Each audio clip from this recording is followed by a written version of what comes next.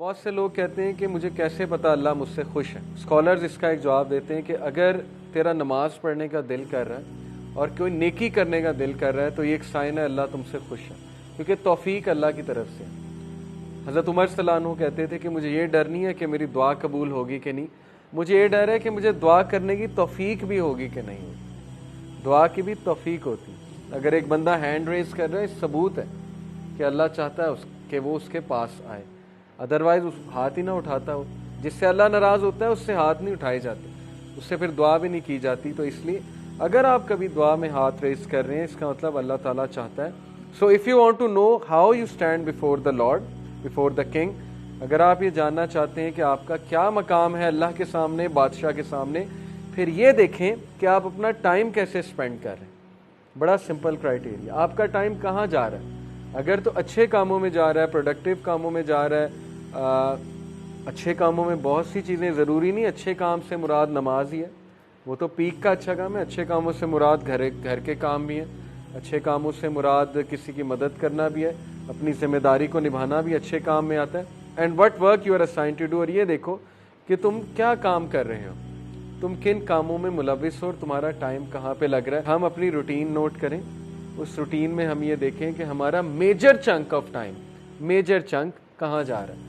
اگر اس major chunk میں 6 گھنٹے انٹرٹینمنٹ کے ہیں اور نمازیں کچھ اس طرح کی ہیں کہ 2-2 منٹ میں فارغ کر رہے ہیں ہم, تو پھر سویر تزکیہ کی ضرورت ہے. اوکے, اور اگر اس میجر چنک میں جو ہے وہ زیادہ اچھے کام ہے تو پھر یہ خوشخبری کی بات ہے, بہت اچھی بات ہے.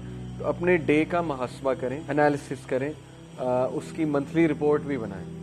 یہ کام اگر آپ کرنے بیٹھیں گے, آپ دیکھیں ہدایت کیوں نہیں آتی, تبدیلی کیوں نہیں آتی. جب میں چینج ہوا تھا میں نے پورا ایک فولڈر بنایا تھا, فولڈر آپ کو دکھاؤں گا, اور اس فولڈر کا نام سیلف اکاؤنٹیبلٹی رکھا تھا.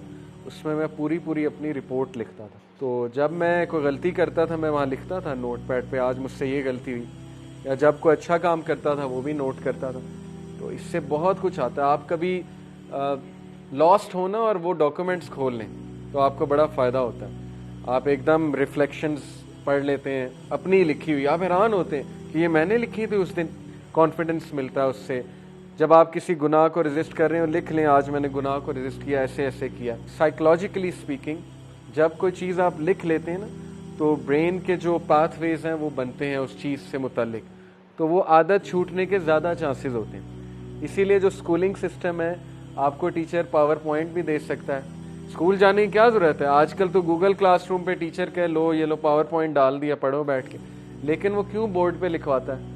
آپ کہتے ہیں یار یہ ساری باتیں پتہ ہے, کیوں بورڈ پہ ہمیں لکھوا رہا ہے ساری باتیں؟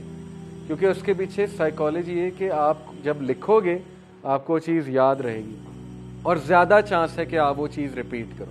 تو اپنا ایک فولڈر بنا کے نا انالیسس کریں اپنی شخصیت کا, اپنے روٹین کا, اپنے ٹائم چنکس کا انشاءاللہ تعالی, اور اس کے بعد ایکشن پلان بنائیں کہ میرے روٹین میں مجھے یہ ٹرینڈ نظر آ رہا ہے کہ میں رات کے اس ٹائم بہت ضائع کرتا ہوں اور یہ چیز میرے ایمان کو خراب کر رہی ہے. تو بس اس کو ریپلیس کرنا شروع کریں, عادت بن جائے گی انشاءاللہ. آہستہ آہستہ کریں گے. Replace this thing with book reading. رات کو یقین کریں کوئی ناول پڑھ لیں, اگر اسلامی بکس نہیں پڑھنی ناولز پڑھ لیں, قیامت کے سائنس پہ بک پڑھ لیں, کوئی سلف کے کوٹس کے اوپر بک پڑھ لیں. دارالاسلام کبھی جائیں, اتنی بہترین کتابیں آج کل آ گئیں, ان کو بک ریڈنگ سے انشاءاللہ آپ لوگ آہستہ آہستہ اپنی ہیبٹس کو ریپلیس کریں. اس طرح تبدیلی آئے گی.